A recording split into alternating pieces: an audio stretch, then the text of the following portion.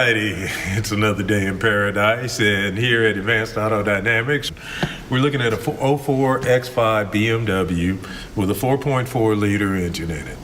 Now, this car came to us with not operating conditions. Well, actually, the chief complaint was an oil leak, which we were able to isolate and find after cleaning some really nasty stuff off the bottom. There's some steels that we're going to have installed at different lengths, and you can kind of see what happened with this vehicle. But basically, he came in and he said that the car was inoperative and it had a major oil leak. Now, we're going to raise it up just to show you the leaks underneath. Cut this anyway. Now, this motor is particularly prone to some substantial leaks, and this particular vehicle has all the characteristics of those. First of all, in their inevitable wisdom, BMW decided to place a rubber seal between the block and a thermostat or adapter, which has a cooler attached to it. And the part is located on the driver's side, just behind the alternator. It's actually part of the alternator bracket or bracketing. And it mounts, and there's a bypass, and those two hoses coming out of the back side of it are actually part of the cooler system. And it's primarily located on the main passage from the oil pump through the block. So when this thing goes to leaking, and it will start leaking eventually, you have to go through and replace it and take the alternator, power steering pump, and a couple other major minor pieces out of play. Now, as you can see, this thing's extensively leaked down, and we cleaned a bunch of this up. There's going to be some steels inserted into the video that you're watching.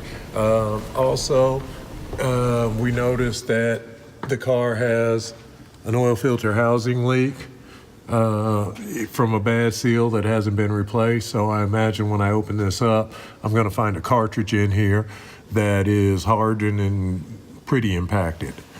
We have some other, this thing's been leaking for a while. It's going to have a full reseal, and we're actually looking at the intake manifold to see if there's anything wrong with it. Now, a kind of point of interest on this thing that we noticed while we had it in the air, and anybody who's actually doing mechanical work should, is we found that the outer axle shaft was damaged and severed, and on both axles. Okay. And we've got variable leakage. We also noticed that the insulator was damaged on this vehicle. It's actually from wear. You can see the micro cracks in it.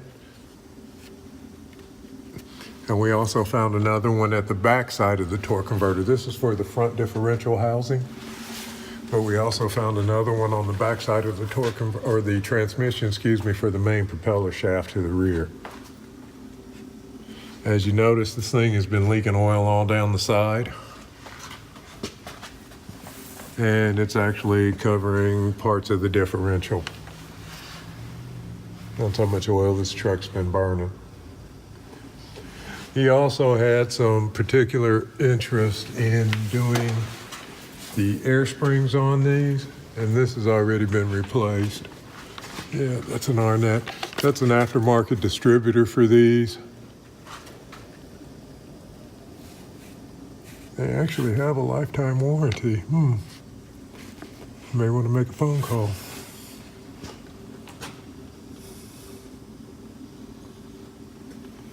You may also notice while we're looking at this car that the tire wear on it, though it's even, is down to the wear bar and or wear indicator. That's the left rear. That's the right rear. Let's take a look at the left.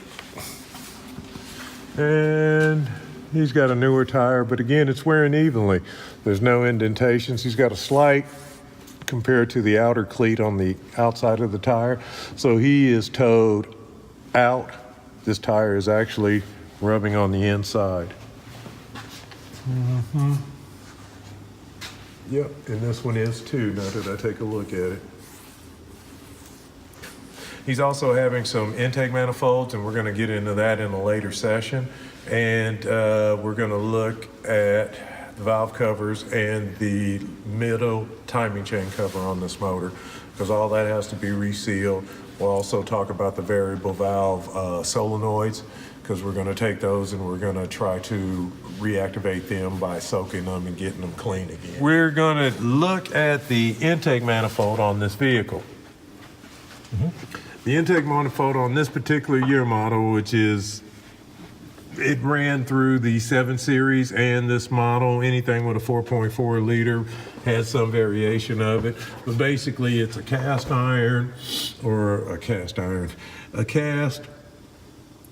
intake manifold, this whole entire plenum, and it's got variable blades or VINs or fans in it that spin around and equalize air pressure so you get the ultimate performance out of the engine. In this particular case, this thing sounds like a 64 diesel. All right, so we're really not happy with how it's looking and performing. Once we get approval, we're going to be taking this apart to look inside of it to see the different vanes and stuff in it. We're not going to split it if we don't have to, but we right now we're thinking that the electric motor in the back of this unit down in this area, just right up under there, has malfunction and or there is some bearing issue in there, and we'll give you a better shot of it once we have the intake manifold removed off of the car.